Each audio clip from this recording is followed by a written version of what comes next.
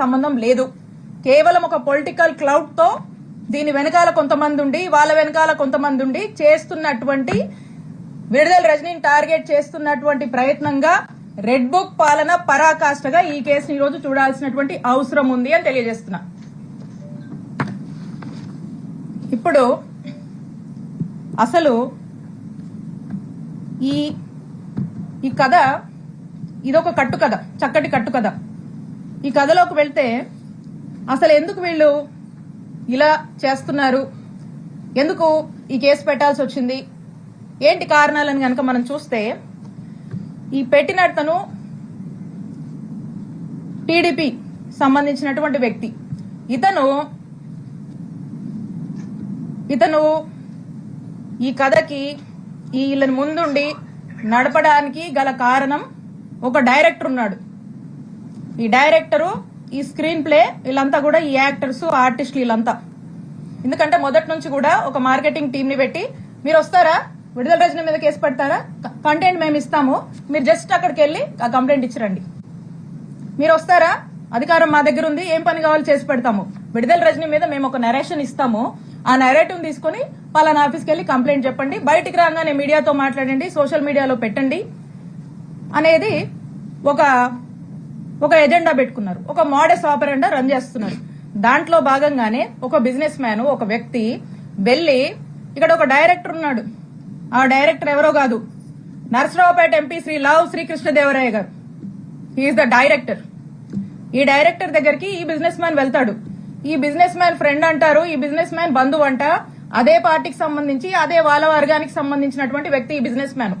ఈ business man వెళ్లి అతనికి ఏవో బిల్లులు కావాలి, అతనికి ఉన్నటువంటి పెనాల్టీస్ వేవ్ ఆఫ్ చేయాలి, అతను యథేచ్ఛగా వ్యాపారం చేసుకోవడానికి అతని సపోర్ట్ కావాలని అతన్ని అడిగితే, ఇతనికి డైరెక్టర్ గారు అన్నాను కదా కృష్ణదేవరాయ గారు, ఇతనికి ఇల్లీగల్ గా ఎట్లంటే అట్లా వ్యాపారం చేసుకోవడానికి, ఇల్లీగల్ వ్యాపారం ఇష్టం వచ్చినట్టుగా చేసుకోవడానికి, ఎదురే లేకుండా వ్యాపారం చేసుకోవడానికి సహకరిస్తానని హామీ ఇస్తూ కృష్ణదేవరాయ గారు ఈ బిజినెస్ మ్యాన్ ని ఒక కోరిక కోరుతారు.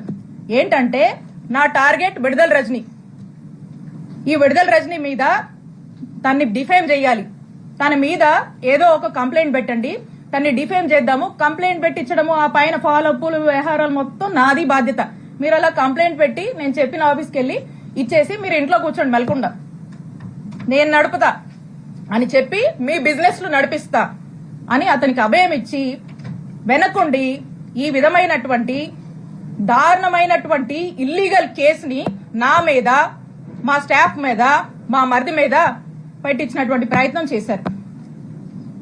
అసలు ఎందుకు చేయాల్సి వచ్చింది, కృష్ణదేవరాయ గారికి కూడా ఎందుకు ఇలా చేయాల్సి వస్తుందంటే, కృష్ణదేవరాయ గారికి విడుదల రజనీ అంటే కోపం కొంచెం ఎక్కువేనండి, ఎక్కువ కోపమే. ఎందుకో నాకు కూడా కారణాలు తెలీదు, కానీ రకరకాల కారణాలు ఆయనే అనుకుంటాడు, రకరకాల కారణాలు ఆయనకే ఉన్నాయి. సరే, ఎందుకంటే దానికి కూడా కథ ఉంది, అది కూడా చెప్తా. అయితే ఆ కథ ఏంటంటే,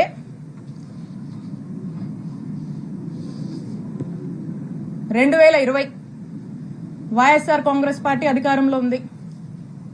సెప్టెంబర్ 2 వైఎస్ఆర్ గారి వర్ధంతి. ఆ రోజున గురజాల సర్కిల్, ఆ రోజున కరెక్ట్ సంవత్సరంన్నర అయింది మేము అధికారంలోకి వచ్చినప్పుడు కృష్ణదేవరాయ గారు ఏం చేశారంటే, అతనికి ఎందుకో గాని నా మీద ఎందుకు కోపమో ఏంటో ఆ భగవంతుడికే తెలియాలి, ఆయనకే తెలియాలి కారణాలు. అతని కోసం, అతని గ్రూప్ కోసం, అతను ఇక రకరకాలు ఉంటాయిలేండి. సరే, ఆయన ఏం చేశారంటే,